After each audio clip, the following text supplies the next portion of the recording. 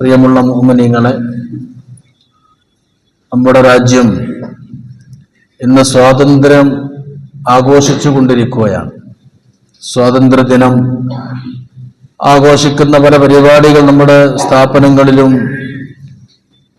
നമ്മുടെ നാടുകളിലൊക്കെ സജീവമായ ഈ ഓഗസ്റ്റ് 15-ന് 79ാമത്തെ സ്വാതന്ത്ര്യദിന പരിപാടികൾ നടത്തപ്പെട്ടുകൊണ്ടിരിക്കുമ്പോൾ മുസ്ലിമീങ്ങളായ നമുക്ക് ചില കാര്യങ്ങൾ ഇതിനെപ്പറ്റി മനസ്സിലാക്കേണ്ടതുണ്ട്. രാജ്യത്തിനോടുള്ള നമ്മുടെ ബാധ്യതയും പ്രതിബദ്ധതയും കടപ്പാടും ഏറ്റവും കൂടുതൽ മുസ്ലിമീങ്ങളായ വിശ്വാസികളായ ആളുകൾക്കാണെന്ന് ചരിത്രം പരതിയാൽ നമുക്ക് ബോധ്യപ്പെടും. രാജ്യത്തിന്റെ സ്വാതന്ത്ര്യത്തിനു വേണ്ടി, രാജ്യത്തിന്റെ വീണ്ടെടുപ്പിന് വേണ്ടി സർവസ്വവും ത്യാഗം ചെയ്ത് സമർപ്പിച്ച മഹാരഥന്മാരായിരുന്ന മുസ്ലിമീങ്ങളുടെ പിൻഗാമികളായ ആധുനിക മുസ്ലിമീങ്ങളെ രാജ്യദ്രോഹികളായി മുദ്രകുത്തുകയും സ്വയം പൗരത്വം പോലും നിഷേധിക്കപ്പെടുന്ന അവസ്ഥയിലേക്ക് തരം താഴ്ത്തുകയും ചെയ്യുന്ന ദയനീയമായ ദുഃഖമാണ് നമ്മുടെ രാജ്യത്ത് കണ്ടുകൊണ്ടിരിക്കുന്നത്.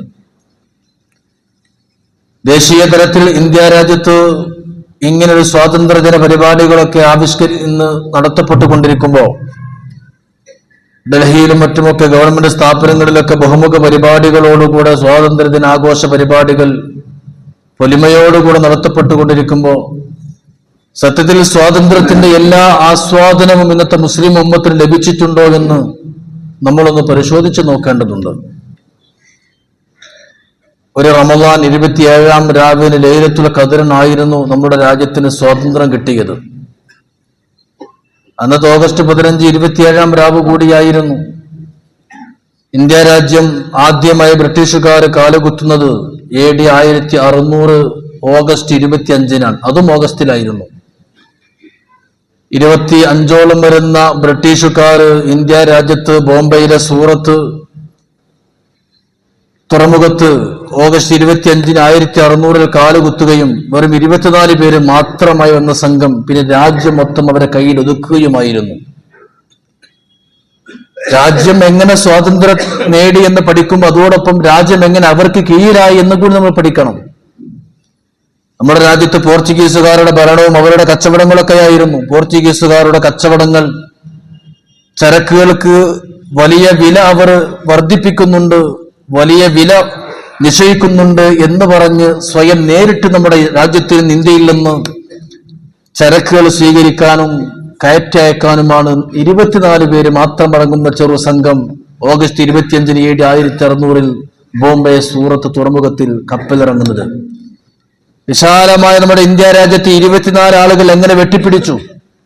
പിന്നെ ഓരോരുത്തരായി ഇങ്ങോട്ട് വരികയും ഓരോ നാട്ടിലും ചെന്ന്, ഇന്ത്യയുടെ ഓരോ മുക്കുമൂലയിലും ചെന്ന് അവിടുത്തെ ജനങ്ങളെ, വിവിധ മതക്കാരെയൊക്കെ സ്പർദ്ധയും വൈരാഗ്യം ഉണ്ടാക്കിയിട്ട് ഡിവൈഡ് ആൻഡ് റൂൾ, ഭിന്നിപ്പിച്ച് ഭരിക്കുക എന്നൊരു വലിയ ഗൂഢതന്ത്രം. പരസ്പരം ഹിന്ദുക്കളെ എടുത്തു വന്നിട്ട് അമ്പലത്തിലൊക്കെ ചത്ത പശുവിന്റെ മാംസങ്ങളും മറ്റും വലിച്ചെറിഞ്ഞ് മുസ്ലിമീങ്ങളാണെന്ന് വരുത്തി തീർക്കുക. പള്ളികളിൽ മലിനമായ വസ്തുക്കൾ വലിച്ചെറിഞ്ഞിട്ട് ഹിന്ദുക്കളാണെന്ന് വരുത്തി തീർക്കുക. അങ്ങനെ മുസ്ലിമീങ്ങളെയും ഹിന്ദുക്കളെയും സിഖുകാരെയും ബുദ്ധിസ്റ്റുകളെയും ഒക്കെ തന്നെ ഭിന്നിപ്പിച്ചുകൊണ്ട് അവരുടെ ആഗ്രഹങ്ങൾ നേടിയെടുത്തു. കേവലം 24 പേര് മാത്രം വന്ന സംഖ്യം ഏറെ വൈകാതെ രാജ്യം അവരുടെ കയ്യിൽ ഒതുങ്ങുകയായിരുന്നു. അതിൽ നമുക്ക് വലിയ പാഠമുണ്ട്. അങ്ങനെ അവരുടെ കയ്യിൽ അമർന്നു പോയ നമ്മുടെ രാജ്യം, പിറന്ന മണ്ണിന്റെ സ്വാതന്ത്ര്യത്തിന് വേണ്ടി പടപൊരുതിയ നമ്മുടെ വീരേതിഹാസം രചിച്ചിരുന്ന മഹാന്മാരായ മുൻഗാമികൾ മുൻപന്തിയിൽ മുസ്ലിമീങ്ങളായിരുന്നു. ഒന്നാം സ്വാതന്ത്ര്യ സമരം തുടങ്ങുന്ന 1857 മുമ്പ് തന്നെ മുസ്ലിമീങ്ങൾ അതിനുവേണ്ടി മുറവിളി കൂട്ടിയിട്ടുണ്ട്. 1876 ഹജ്ജ് കർമ്മം നിർവഹിച്ച് രാജ്യത്ത് ബോംബെയിൽ തിരിച്ചെത്തിയ ബഹുമാനപ്പെട്ട ഷാഹ് വലിയുല്ലാഹി ദഹ്ലവി അദ്ദേഹം ഫക്ക നിസാം എന്ന് പറഞ്ഞുകൊണ്ട് ഇവിടുത്തെ ഘടനകളൊക്കെ മാറ്റി എഴുതണം, അതെല്ലാം പൂർണ്ണമായി പറിച്ചു നടണം, നമ്മുടെ സിസ്റ്റം മുഴുവനും തകരാറിലാണെന്ന് പറഞ്ഞുകൊണ്ട് 1736 ഹജ്ജ് കർമ്മം നിർവഹിച്ചു വന്ന ബഹുമാനപ്പെട്ട ഷാഹ് വലിയുല്ലാഹി ദഹ്ലവി വലിയ ആലിമും വലിയ മുഹദ്ദിത്തുമാണ്. അദ്ദേഹം രാജ്യത്തിന്റെ സ്വാതന്ത്ര്യത്തിന് വേണ്ടിയിട്ട് മുറവിളി കൂട്ടുകയും അതിനുവേണ്ടി പ്രവർത്തനം ആരംഭിക്കുകയും ചെയ്തു. അപ്പൊ നമ്മുടെ രാജ്യത്തിന്റെ ഏറ്റവും വലിയ സ്വാതന്ത്ര്യ സമര സേനാനികളായി അറിയപ്പെടുന്ന ആളുകൾ അവർ സമരം തുടങ്ങുന്നതിന് മുമ്പേ നമ്മുടെ മുൻഗാമികളായ മുസ്ലിം പണ്ഡിതന്മാർ രാജ്യത്തിന് വേണ്ടി പടപൊരുതിയിട്ടുണ്ട് എന്നർത്ഥം. ഡൽഹിയിൽ അൽ മദ്രസത്തുർ റഹീമിയ എന്ന് പറയുന്ന മദ്രസയുടെ മുമ്പിൽ പാവപ്പെട്ട മുസ്ലിം ബാലന് ബ്രിട്ടീഷുകാർ വെടിവെച്ചു കൊന്നപ്പോ ബ്രിട്ടീഷുകാരാൽ വെടിയേറ്റ് മരിച്ച പാവപ്പെട്ട മുസ്ലിം പയ്യന് വേണ്ടി മുറവിളി കൂട്ടിയിട്ട് ആദ്യമായി അവർക്കെതിരെ പോരാട്ടം നടത്തിയത് മുസ്ലിമീങ്ങളായിരുന്നു. ഷാഹ് വലിയുല്ലാഹി ദഹ്ലവിയുടെ മരിക്കാൻ നേരത്തെ അദ്ദേഹത്തിന്റെ മകൻ അബ്ദുൽ അസീസ് ദഹ്ലവിക്ക് അദ്ദേഹം വസിയത്ത് കൊടുത്തു, രാജ്യത്തിന് വേണ്ടി പോരാടണം, നീ പൊരുതണം. അദ്ദേഹമാണ് ഫൗജ ഇലാഹി. ഫൗജ ഇലാഹി എന്ന് പറഞ്ഞാൽ അള്ളാഹുവിന്റെ സംഘം എന്നാണ് അർത്ഥം. രാജ്യത്തിന്റെ സ്വാതന്ത്ര്യ സമരം 857 തുടങ്ങുന്നതിന് മുമ്പ്, ശിപ്പായി ലാലക്കൊക്കെ മുൻപ് ഫൗജ ഇലാഹി എന്ന പേരിൽ രാജ്യത്തിന്റെ സ്വാതന്ത്ര്യത്തിന് വേണ്ടി പടപൊരുതാൻ ഒരു സംഘത്തെ ബഹുമാനപ്പെട്ട അബ്ദുൽ അസീസ് ദഹ്ലവി രൂപപ്പെടുത്തുകയും രാജ്യത്തിന്റെ സ്വാതന്ത്ര്യത്തിന് വേണ്ടി പോരാട്ടം ആരംഭിക്കുകയും ചെയ്തു. അങ്ങനത്തെ പാരമ്പര്യമുള്ള മുസ്ലിമീങ്ങളെയാണ് ഇന്ന് രാജ്യദ്രോഹികളായി ഇന്ന് ചിത്രീകരിക്കപ്പെടുന്നത്. 2 ദിവസങ്ങൾക്ക് മുമ്പ് നമുക്കെല്ലാവർക്കും അറിയാം, മഹേന്ദ്ര പ്രസാദ് എന്ന് പറയുന്ന ഒരു ഹൈന്ദവ സഹോദരനെയാണ് പാകിസ്ഥാൻ എല്ലാ ആയുധ ശേഖരങ്ങളെ പറ്റിയും ഇന്ത്യയുടെ അതീവ ഗൂഢമായ രഹസ്യങ്ങളൊക്കെ ചോർത്തിയതിന്റെ പേരിൽ CID അറസ്റ്റ് ചെയ്തത്. ഒരു മുസ്ലിമിനെയല്ല, മഹേന്ദ്ര പ്രസാദ് എന്ന് പറയുന്ന ഒരു ഹൈന്ദവ സഹോദരനെയാണ്. കഴിഞ്ഞ മാസം അറസ്റ്റ് ചെയ്തതോ അതും 10-15ഓളം വരുന്ന ഹൈന്ദവ ഉദ്യോഗസ്ഥന്മാരെയാണ്. അപ്പൊ നമ്മുടെ രാജ്യത്തിനോട് ആർക്കാണ് കൂറുകയെന്ന് മറ്റുള്ളവർക്ക് നമ്മൾ ബോധ്യപ്പെടുത്തി കൊടുക്കണം.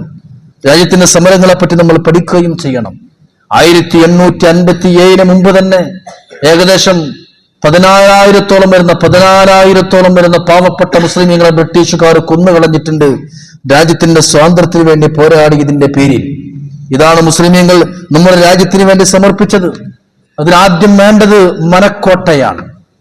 ഇന്ന് മുസ്ലിം സമുദായം ആ ഒരു സമരശക്തി നമ്മുടെ മനസ്സിൽ വേണം. മനസ്സിനാണ് ഏറ്റവും വലിയ കരുത്തു വേണ്ടത്. നമ്മുടെ രാജ്യം ഇന്നും വലിയ വോട്ട് തിരിമറികളിലൂടെയും മതേതരത്വം പൂർണ്ണമായി തകർത്ത് തനിപ്പടമാക്കുന്ന നിയമനിർമ്മാണങ്ങളിലൂടെയൊക്കെ മുസ്ലിം സമുദായത്തെ നശിപ്പിക്കാൻ പരിശ്രമിച്ചു കൊണ്ടിരിക്കുകയാണ്. ഇലക്ഷൻ കമ്മീഷനെ തീരുമാനിക്കേണ്ടത് പ്രധാനമന്ത്രിയും സുപ്രീം കോടതി ചീഫ് ജസ്റ്റിസും പ്രതിപക്ഷ നേതാവുമെന്ന മുൻകാലങ്ങളിലൊക്കെ ഉണ്ടായിരുന്ന തീരുമാനങ്ങളെയും നിയമങ്ങളെയും പുതിയ നിയമ നിർമ്മാണങ്ങളിലൂടെ തൂത്ത് വലിച്ചെറിഞ്ഞുകൊണ്ട് നിഷ്പ്രഭമാക്കിയിട്ട് പുതിയ നിയമം കൊണ്ടുവന്ന് പ്രധാനമന്ത്രി നിർദ്ദേശിക്കുന്ന ഒരു ക്യാബിനറ്റ് മന്ത്രിയുടെ കീഴിൽ മാത്രമാക്കി ആർക്കും ഇലക്ഷൻ കമ്മീഷനെ തീരുമാനിക്കാം. അതാണ് കർണാടകയിലും ബീഹാറിലും മറ്റും നമ്മുടെ രാജ്യം കണ്ടത്. ഏറ്റവും വലിയ വോട്ട് അഴിമതികൾ, വോട്ട് തിരിമറികൾ, അങ്ങനെ കൃത്രിമം കാണിച്ചുകൊണ്ട് രാജ്യത്തിന്റെ ഭരണം പിടിച്ചെടുക്കുക എന്ന ഗൂഢമായ തന്ത്രം. അതിനെതിരെയും പോരാടാനും സമരം ചെയ്യാനും മുസ്ലിമീങ്ങൾക്കും കഴിയണം. കാരണം സമരമുഖം, ആ സമരമുഖത്ത് മുസ്ലിമീങ്ങൾ ഉണ്ടാവണം. കാരണം നമ്മുടെ രാജ്യത്തിന് വേണ്ടി പോരാടിയത് നമ്മുടെ മുൻഗാമികളായിരുന്നു. മൗലാന മുഹമ്മദ് അലിയും മൗലാന ഷൗക്കത്ത് അലിയും അവരെ തീറ്റിപ്പോറ്റി വളർത്തിയ പ്രിയപ്പെട്ട ആബിദ ബീഗം എന്ന് പറയുന്ന ഉമ്മ മക്കളെ വിളിച്ചുകൊണ്ട് പറഞ്ഞത്, നിങ്ങൾ മരിക്കുന്നത് വരെ രാജ്യത്തിന് വേണ്ടി പോരാടണമെന്നായിരുന്നു. അതൊക്കെ നമ്മുടെ മുൻഗാമികളാണ്. അസ്ഗർ ബീഗം എന്ന് പറയുന്ന ഒരു മഹിളയെ ബ്രിട്ടീഷുകാർ തൂക്കിലേറ്റി മുസാഫർ നഗറിൽ. ബഹുമാനപ്പെട്ട മുഫ്തി അബ്ദുറഹീം എന്ന മഹാനയും തൂക്കിലേറ്റി. മുസാഫർ നഗറിൽ 240ഓളം വരുന്ന പാവപ്പെട്ട മുസ്ലിം പെണ്ണുങ്ങളെ, 240ഓളം വരുന്ന സ്ത്രീകളെ, വനിതകളെയാണ് തൂക്കിലേറ്റിക്കൊന്നത്. ഇതൊക്കെ 1857 മുമ്പാണ് എന്ന് നമ്മൾ നോക്കണം. നമ്മുടെ കേരളത്തിലെ മലപ്പുറം ജില്ലയിൽ പോലും വാര്യംകുന്നത്ത് കുഞ്ഞഹമ്മദാജി ബ്രിട്ടീഷുകാർക്കെതിരെ പോരാടുമ്പോ, നിങ്ങൾ പോരാടരുത്, സമരം ചെയ്യരുത്, നിങ്ങൾ ഞങ്ങൾക്കൊപ്പം നിൽക്കണം, നിങ്ങൾ മക്കയിൽ ഹജ്ജിന് കൊണ്ടുപോകാം എന്ന് ഏറ്റവും വലിയ മോഹന വാഗ്ദാനം കൊടുത്തപ്പോ, ആ വാഗ്ദാനമൊന്നും എന്റെ മുമ്പിൽ നിങ്ങൾ പറയണ്ട. ഒരിക്കൽ ഞാൻ ഹജ്ജ് നിർവഹിച്ചവനാണ്. ഹജ്ജ് കർമ്മം നിർവഹിച്ച് എനിക്ക് ഇനി മക്കയിലേക്ക് പറഞ്ഞേക്കണ്ട, മക്ക എന്റെ മുമ്പിൽ പറഞ്ഞുകൊണ്ട്, മക്കന്റെ കാര്യം പറഞ്ഞുകൊണ്ട് എന്നോട് സമരം നിർത്താൻ പറയണ്ട എന്ന് പറഞ്ഞ് ബ്രിട്ടീഷുകാർക്കെതിരെ പോരാടിയ വാര്യംകുന്നത്തെ കുഞ്ഞഹമ്മദാജിയുടെ പിൻഗാമികളാണ് മലപ്പുറത്തെ മക്കൾ, അല്ലെങ്കിൽ ഇന്ത്യയിൽ നമ്മുടെ കേരളത്തിലെ മുസ്ലിമീങ്ങളെ നമ്മൾ ഓർക്കണം. അങ്ങനെ ഒരു വാഗ്ദാനമൊന്നും എനിക്കും വേണ്ട. പലപ്പോഴും ഇങ്ങനത്തെ വലിയ വാഗ്ദാനങ്ങളും നൽകിയിട്ട് സമരമുഖത്തിൽ നിന്ന് പിന്തിരിപ്പിക്കാൻ ബ്രിട്ടീഷുകാർ പരിശ്രമിച്ചിരുന്നു. ആ വാര്യംകുന്നത്തെ കുഞ്ഞഹമ്മദാജിയും ബഹുമാനപ്പെട്ട ബഹുമാനപ്പെട്ട ഖാദിയും എല്ലാം നമുക്ക് നൽകുന്ന വലിയ പാഠങ്ങളുണ്ട്. ആലി മുസ്ലിയാരും ബഹുമാനപ്പെട്ട നികുതി നിഷേധ പ്രസ്ഥാനത്തിന് മുൻപന്തിയിലുണ്ടായിരുന്ന ബഹുമാനപ്പെട്ട വെളിയങ്കോട് ഉമർ ഖാദിയും ചേറൂർ കലാപം ബ്രിട്ടീഷുകാർക്കെതിരെ നടന്നപ്പോൾ നമുക്കറിയാം, ജന്മിമാരും ബ്രിട്ടീഷുകാരും ഒരു ഭാഗത്ത്, മുസ്ലിമുകൾ മാത്രം ഒരു ഭാഗത്ത്. 93 വയസ്സുണ്ടാകുമ്പോഴാണ് മൗറദ് വീലാസ് തങ്ങൾ മമ്പുറം തങ്ങൾ സമരമുഖത്തേക്ക് ഇറങ്ങുന്നത്. 93 വയസ്സ്. ഈ പള്ളിക്കകത്തൊരു പക്ഷേ 93 വയസ്സുള്ള വൃദ്ധൻ ഉണ്ടാകുമെന്ന് എനിക്ക് തോന്നുന്നില്ല. 93 എന്ന് പറയുമ്പോൾ പടുവൃദ്ധനായി 93 വയസ്സാകുമ്പോഴാണ് മമ്പുറം തങ്ങൾ ചേറൂരിലേക്ക് പട നയിക്കാൻ പോകുന്നത്. ബ്രിട്ടീഷുകാർക്കെതിരെ പടപൊരുതി 93-ാമത്തെ വയസ്സിലേറ്റ മുറിവ് കാരണം 94-ാമത്തെ വയസ്സിൽ അദ്ദേഹം മരണപ്പെടുകയുണ്ടായി. ആ മൗലദ്ദീല മമ്പുറം തങ്ങൾ ബ്രിട്ടീഷുകാർക്കെതിരെ സമരം നടത്തിയ ഭൂമിയാണ് നമ്മുടെ നാട്. അമൃതങ്ങളുടെ മകൻ സയ്യിദ് ഫസൽ പൂക്കോയത്തങ്ങൾ രാജ്യത്തിന്റെ സ്വാതന്ത്ര്യത്തിന് വേണ്ടി പടപൊരുതിയപ്പോൾ രാജ്യത്തിൽ നിന്ന് പുറത്താക്കി അദ്ദേഹത്തെ നാടുകടത്തി. അദ്ദേഹം ഇപ്പോൾ അന്ത്യവിശ്രമം കൊള്ളുന്നത് തുർക്കിയുടെ തലസ്ഥാനമായ ഇസ്താംബൂളിലാണ്. ഞാൻ സിയാർത്ത് ചെയ്തിട്ടുണ്ട്. തുർക്കിയുടെ തലസ്ഥാനമായ ഇസ്താംബൂളിൽ മനോഹരമായ മക്ബറകളിൽ ഒരുപാട് അബൂ അയ്യൂബ് അൻസാരി പോലെയുള്ള സ്വഹാബത്തിന്റെയൊക്കെ മക്ബറകളുണ്ട്. അതിന്റെ കുറച്ച് ഉള്ളിലേക്ക് പോയാൽ കാണാം സയ്യിദ് ഫസൽ തങ്ങൾ, സയ്യിദ് പാഷ എന്ന് പറയാം, സയ്യിദ് ഫസൽ പാഷ. അവിടെയൊക്കെ വലിയ വലിയ ഗവൺമെന്റ് ഉദ്യോഗസ്ഥന്മാർക്ക് പാഷ എന്നാണ് പറയാ. ബഹുമാനപ്പെട്ട മമ്പുറം തങ്ങളുടെ മകനെ ബ്രിട്ടീഷുകാർ നാട് കടത്തിയതാണ്. അണ്ടമാനിലേക്ക് പോയാൽ നമുക്കറിയാം, അണ്ടമാനിൽ മലപ്പുറമുണ്ട്, തിരൂരുണ്ട്, മഞ്ചേരിയുണ്ട്, മണ്ണാർക്കാടുണ്ട്. ഞാൻ വെറുതെ പറയല്ല. പോർട്ട് ബ്ലെയർ എയർപോർട്ടിൽ ഫ്ലൈറ്റ് ഇറങ്ങിയാൽ അല്ലെങ്കിൽ അണ്ടമാനിൽ പോയാൽ ബസ്സുകൾ പോകും, ബസ്സിന്റെ ബോർഡ് കാണാം ഇംഗ്ലീഷിൽ. മഞ്ചേരിയുണ്ട്, മലപ്പുറമുണ്ട്, കാലിക്കറ്റുണ്ട്, മണ്ണാർക്കാടുണ്ട്. എന്തുകൊണ്ട്? എവിടെ നാട് കടത്തപ്പെട്ടവർ അവരുടെ നാടിന്റെ പേര് അണ്ടമാൻ നിക്കോബാറിൽ പേര് വെച്ച് ഇന്നും അവിടുത്തെ നാടുകൾ മണ്ണാർക്കാടും മലപ്പുറവും ഒക്കെയുണ്ട്. ഞാൻ പറഞ്ഞുകൊണ്ടുവന്നത്, ഇന്നവിടെയുള്ള സെല്ലുലാർ ജയിൽ ഇന്നും നമ്മളുടെ കഥകൾ പറഞ്ഞുകൊണ്ടിരിക്കുന്നുണ്ട്. നമ്മുടെ രാജ്യം സ്വാതന്ത്ര്യദിനം ആഘോഷിച്ചുകൊണ്ടിരിക്കുമ്പോൾ ഇത്തരം സമരം നടത്തിയിരുന്ന, നമ്മുടെ രാജ്യത്തിന് വേണ്ടി പോരാടിയിരുന്ന മഹാന്മാരായിരുന്ന മുസ്ലിമീങ്ങളുടെ പിൻഗാമികളായ നമ്മളെ രാജ്യത്തിന്റെ ഒറ്റുകാരായും രാജ്യദ്രോഹികരായും ചിത്രീകരിക്കുമ്പോൾ രാജ്യത്തെ ഒറ്റുകൊടുത്ത് ഇന്ന് അറസ്റ്റ് ചെയ്യപ്പെട്ടിരിക്കുന്ന ഒരു മുസ്ലിം പോലും ഇല്ല എന്ന യാഥാർത്ഥ്യം വിളിച്ചു പറയാൻ നമുക്ക് സാധിക്കണം. ആ യാഥാർത്ഥ്യങ്ങളാണ് സോഷ്യൽ മീഡിയകളിലൂടെ നമ്മൾ പറയേണ്ടത്. ഗാന്ധിജിക്ക് രാജ്യത്തിന്റെ സ്വാതന്ത്ര്യത്തിന് വേണ്ടി എത്ര പണം വേണമെങ്കിലും എപ്പോഴും പിൻവലിക്കാമെന്ന് പറഞ്ഞുകൊണ്ട് ബ്ലാങ്ക് തന്റെ ചെക്ക് ബുക്ക് സൈൻ ചെയ്ത് കൊടുത്തത് ആരായിരുന്നു? ബഹുമാനപ്പെട്ട ഉമർ സുബ്ഹാനി എന്ന മഹാനായ മുസ്ലിം പണ്ഡിതനായിരുന്നു. അദ്ദേഹം വലിയ സമ്പന്നനുമായിരുന്നു. ബ്ലാങ്ക് ചെക്ക് കൊടുത്തേക്ക് സൈൻ ചെയ്തിട്ട് എപ്പോ വേണം എത്രയും പൈസ ചെലവഴിക്കാം. മുഹമ്മദ് അഷ്റഫുല്ലാ ഖാൻ മരണപ്പെട്ടുകൊണ്ട് തന്റെ മയ്യത്ത് മറവ് ചെയ്യാൻ ഖബർസ്ഥാനിലേക്ക് കൊണ്ടുപോകുമ്പോ എന്റെ കഫൻ പുടവയിൽ രാജ്യത്തിന്റെ മണ്ണ് വെക്കണമെന്ന് വസീയത്ത് ചെയ്ത് മരണപ്പെട്ട ആളാണ് മുഹമ്മദ് അഷ്റഫുല്ലാ ഖാൻ. രാജ്യത്തിന് വേണ്ടി പോരാടിയ ആളായിരുന്നു.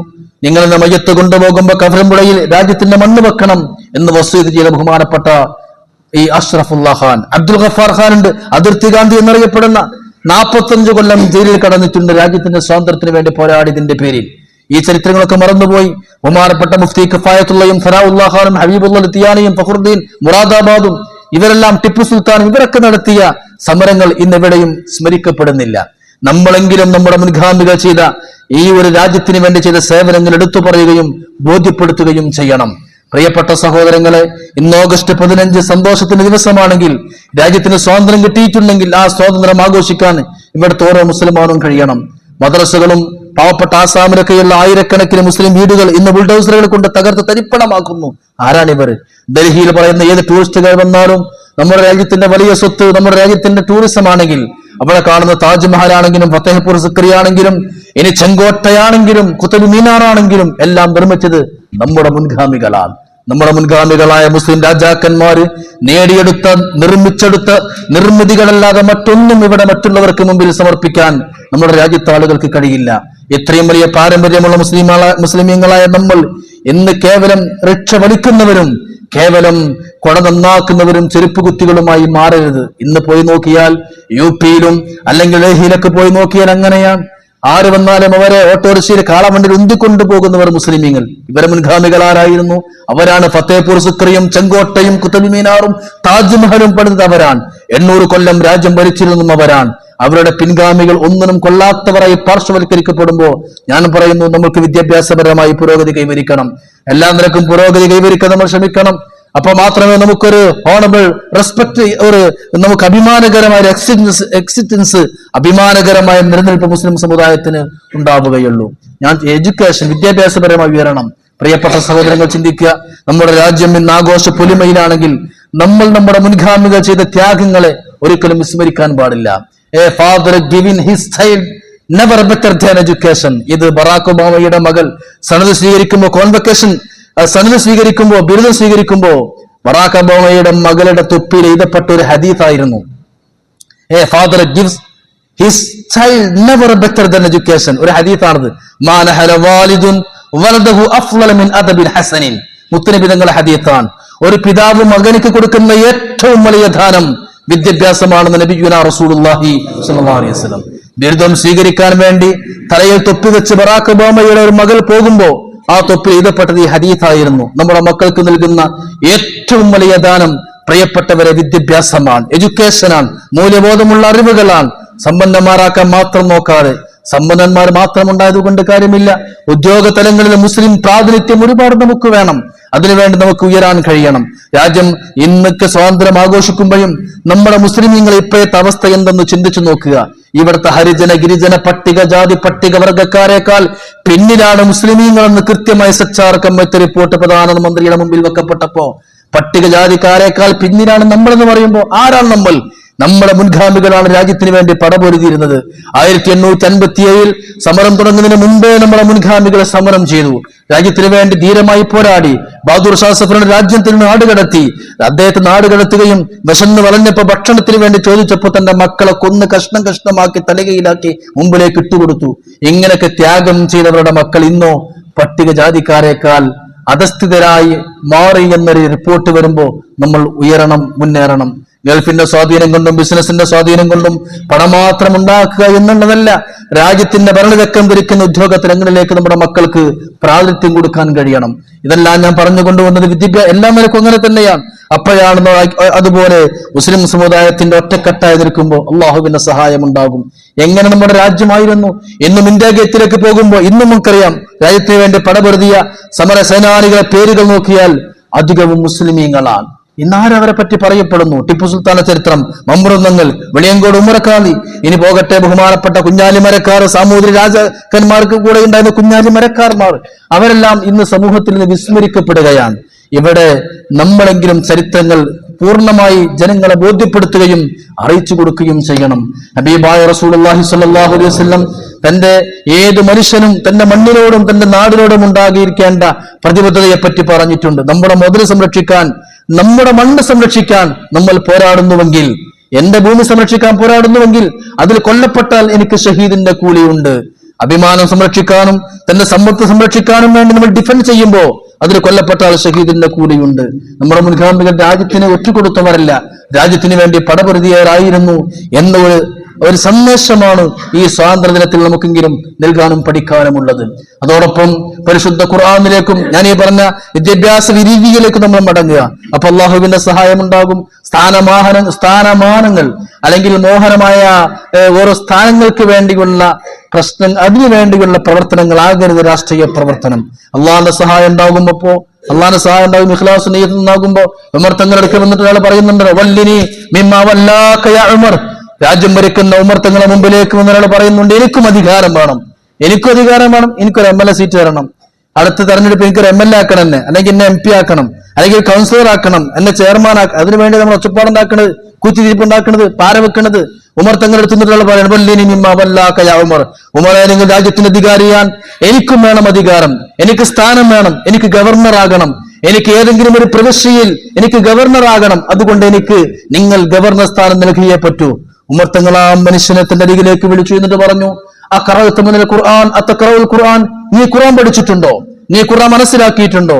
ഇല്ല, ഖുർആനൊന്നും ഞാൻ വല്ല പഠിച്ചിട്ടില്ല. ഉമർ തങ്ങൾ പറഞ്ഞു, ഒരു കാര്യം ചെയ്യ്, ഒരു മാസം അല്ലെങ്കിൽ കുറച്ച് ദിവസം നീ പോയി ഖുർആൻ ശരിക്ക് പഠിക്ക്, അള്ളാഹുവിന്റെ ഖുർആൻ ബോധ്യമായി പഠിക്ക്, ഉൾക്കൊള്ളു, എന്നിട്ട് എന്റെ അരികിലേക്ക് വാ എന്ന് പറഞ്ഞു. ഉമർ തങ്ങൾ അയാളെ പറഞ്ഞയച്ചു. പാർട്ടി നേതാക്കന്മാര് പാർട്ടിയിലെ മെമ്പർമാരെ നല്ല നടപ്പിന് വേണ്ടി ശിക്ഷണ നടത്തുന്നത് പോലെ ഉമർ തങ്ങളോട് അധികാരം ചോദിച്ചു വന്ന, ഗവർണറാക്കണമെന്ന് ആവശ്യപ്പെട്ടു വന്ന വ്യക്തിയോട് ഖുർആൻ പഠിക്കാൻ പറഞ്ഞയച്ചു. ആ മനുഷ്യൻ ഖുർആൻ പഠിച്ചു. കുറച്ച് ദിവസങ്ങളൊക്കെ ഖുർആൻ ശരിക്കും അർത്ഥങ്ങളൊക്കെ പഠിച്ചു. ഉമർ തങ്ങൾ ചോദിച്ചു, എന്റെ അടുത്ത് അധികാരം ചോദിച്ചു വന്ന, ഗവർണറാകണമെന്ന് എന്നോട് ആവശ്യപ്പെട്ടു വന്ന അവനെവിടെ? സ്വഹാബത്ത് പറഞ്ഞു, അവൻ ഖുർആൻ പഠിച്ചിട്ടുണ്ട്, എന്നെ സ്ഥലത്തുണ്ട്, എന്നാ അവനെ കൂട്ടിക്കൊണ്ടുവരൂ. സ്വഹാബത്ത് അദ്ദേഹത്തിന് ഉമർ തങ്ങളുടെ മുമ്പിലേക്ക് കൂട്ടിക്കൊണ്ടുവന്നു.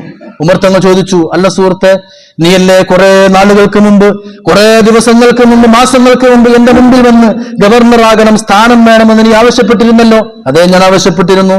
അന്ന് ഞാൻ നിന്നോട് പറഞ്ഞത് ഖുർആൻ പഠിക്കാനല്ലേ? അതെ, ഖുർആൻ പഠിക്കാനായിരുന്നു. എന്തുകൊണ്ട് നീ ഇപ്പൊ ആവശ്യപ്പെടുന്നില്ല? അദ്ദേഹം പറഞ്ഞു, ഞാൻ ഖുർആൻ പഠിച്ചു, ഞാൻ ഖുർആൻ മനസ്സിലാക്കി. ഖുർആൻ പഠിച്ചപ്പോ എനിക്ക് അധികാരമോഹം എന്റെ മനസ്സിൽ നിന്ന് പോയിട്ടുണ്ടോ എന്നറേ. ഖുർആൻ മനസ്സിലാക്കിയപ്പോ, ഖുർആൻ പഠിച്ചപ്പോ ഗവർണറും ആകേണ്ട, സ്ഥാനം മാനം ഒന്നും എനിക്ക് വേണ്ട, അതിലൊന്നുമല്ല കാര്യം കിടക്കുന്നത് എനിക്ക് ബോധ്യപ്പെട്ടു. അതുകൊണ്ട് ഇനി ഉമറിന്റെ വാതിൽ എനിക്ക് മുട്ടേണ്ടതില്ല. ഉമറിന്റെ വാതിൽക്കൽ ഇനി വരേണ്ടതില്ല. കാരണം ഞാൻ ഖുർആൻ ബോധ്യപ്പെട്ട് മനസ്സിലാക്കി. തഖ്വയുണ്ടെങ്കിൽ ഏതധികാരവും അള്ളാഹു കൊടുക്കുമെന്ന് പരിശുദ്ധ ഖുർആനിലുണ്ട്. തഖ്വയുണ്ടെങ്കിൽ അധികാരം കിട്ടിയാൽ എത്ര സന്തോഷമുണ്ടാകുമോ അതിനേക്കാളും വലിയ സമാധാനവും സ്വസ്ഥതയും സന്തോഷവും അഭിമാനവും ഉണ്ടാകും തഖ്വ കൊണ്ടെന്ന് ഖുർആനിലുണ്ട്.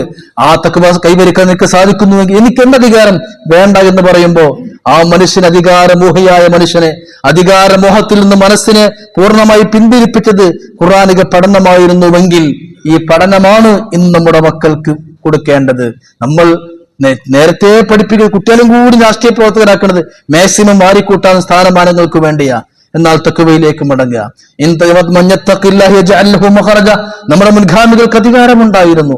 നമ്മളെ പേര് കേൾക്കുമ്പോഴേക്ക് പേടിക്കുന്ന ആളുകളും അപ്പുറത്തുള്ള ആളുകളുണ്ടായിരുന്നു. അമ്പരങ്ങളെ പേടിക്കുന്നവർ, ഉമർഖാലിയെ പേടിക്കുന്നവർ, ഇവിടുത്തെ സമ്പന്നന്മാരും ജന്മികളും കോടീശ്വരന്മാരുമായിരുന്ന ഇവിടുത്തെ നമ്പൂതിരിമാരും നായർമാരും. പക്ഷേ ഇന്ന് നമ്മളോട് മതിപ്പുണ്ടാകണമെങ്കിൽ നമ്മൾ പ്രിയപ്പെട്ടവർ തഖ്വയിലേക്ക് മടങ്ങണം. ലഹരിയും കഞ്ചാവും മയക്കുമരുന്നുമൊക്കെ നമ്മുടെ ഖൗമിൽ ഇന്ന് അധികരിച്ചു കൊണ്ടിരിക്കുമ്പോൾ ഞാൻ ഖേദത്തോടെ പറയുന്നു, ഡൽഹിയിൽ പോയാൽ നമ്മുടെ തിരുശേഷിപ്പുകളല്ലാതെ ഒന്നും അവിടെ കാണാൻ കഴിയില്ല. ഉത്തരേന്ത്യയിൽ പോയാൽ നമ്മുടെ പ്രപിതാക്കന്മാർ ചോര നീരാക്കി കഠിനാധ്വാനം ചെയ്തുകൊണ്ട് നേടിയെടുത്തതല്ലാതെ ഒന്നും ഇവിടെ കാണാൻ കഴിയില്ല. അവരെ പിൻഗാമികളായ നമ്മൾ ഒന്നിനും കൊള്ളാത്ത ചെറിയ തൊഴിലെടുക്കുന്നവർ മാത്രമാകാതെ വളരണമെങ്കിൽ അള്ളാഹുവിന്റെ സഹായം വേണം. ഇൻ തൻസുറുല്ലാഹ് യൻസുറുക്കും. കഴിഞ്ഞ വെള്ളിയാഴ്ച ഞാൻ ഓതിയ ആയത്തും അതാണ്. അള്ളാഹുവിനെ നിങ്ങളെ സഹായിക്കും, അപ്പൊ അള്ളാഹ് നിങ്ങളെ കൂടെ ഉണ്ടാകും. തഖ്വയിലേക്ക് മടങ്ങുക. രാജ്യത്തിന്റെ നിർമ്മാണത്തിന് വേണ്ടി നമ്മൾ ഒറ്റക്കെട്ടായി നിൽക്കണം. ഖുർആൻ പറയുന്നുണ്ട്, വഅതസിമു ബിഹബ്ലില്ലാഹി ജമീഅ, വഅതസിമു ബിഹബ്ലില്ലാഹി ജമീഅ. നിങ്ങൾ ഒറ്റക്കെട്ടായി നീങ്ങണമെന്ന്. രാജ്യത്തിന്റെ ആദ്യത്തെ വിദ്യാഭ്യാസ മന്ത്രി അബുൽ കലാം ആസാദ് ആയിരുന്നു. അബുൽ കലാം ആസാദ് ആയിരുന്നു. ഉമ്മർക്കലാൾ പറഞ്ഞില്ലേ, ജവഹർലാൽ നെഹ്റു മുസ്ലിം ആയിരുന്നു എന്ന് ഒരിക്കൽ PC ജോർജ് എന്ന വ്യക്തി പറയുകയുണ്ടായി. മുസ്ലിമായ എന്നാൽ എന്തോ കുഴപ്പം? സക്കീർ ഹുസൈൻ ഇന്ത്യയുടെ പ്രസിഡന്റ് ആയിരുന്നു, മുസ്ലിം ആയിരുന്നു.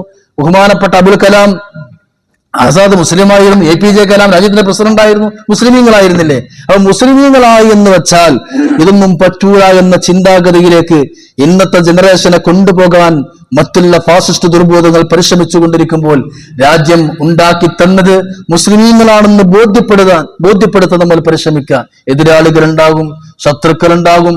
ആ എതിരാളികൾ ഉണ്ടാകുമ്പോഴാണ് ഞാൻ മുമ്പ് പറഞ്ഞ പോലെ പഞ്ഞിക്കെട്ട് തന്റെ കയ്യിൽ പിടിച്ചുയർത്തുമ്പോ മസിലിന് പവർ കൂടൂല.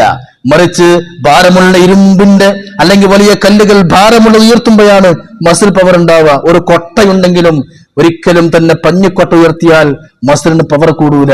എപ്പോഴും കട്ടിയുള്ളതും കനമുള്ളതും നമ്മുടെ അപ്പുറത്തുണ്ടെങ്കിൽ നമുക്ക് പോരാടാൻ കഴിയണം. അതിന് വേണ്ടത് വഹദത്താണ്. യദുല്ലാഹി അലൽ ജമാഅ, അല്ലാഹുവിന്റെ സഹായം ഒറ്റക്കെട്ടായി നിൽക്കുമ്പോഴാണെന്ന് പരിശുദ്ധ റസൂൽ മുഹമ്മദ് മുസ്തഫ സല്ലല്ലാഹു അലൈഹി വസല്ലം. അതുകൊണ്ട് ഐക്യത്തിന്റെയും അതുപോലെ ഒരുമയുടെയും ഒക്കെ സന്ദേശമാണ് നമ്മുടെ രാജ്യം നൽകുന്നത്. രാജ്യം സ്വാതന്ത്ര്യദിനം ആഘോഷിക്കുമ്പോൾ എല്ലാവർക്കും ഞാൻ എന്റെ എല്ലാ സ്വാതന്ത്ര്യദിന ആശംസകളും നേർന്നതോടൊപ്പം മുൻഗാമികളുടെ ചരിത്രങ്ങളിലേക്ക് സ്മൃതിപഥ യാത്ര നമ്മൾ നടത്തണം. ചരിത്രങ്ങൾ വായിക്കാനുള്ളത് മാത്രമല്ല, ചരിത്രങ്ങൾ ആവർത്തിക്കപ്പെടാനുള്ളതാണ്. വാഹിറു ദഅ്വാനാ അൽഹംദുലില്ലാഹി റബ്ബിൽ ആലമീൻ.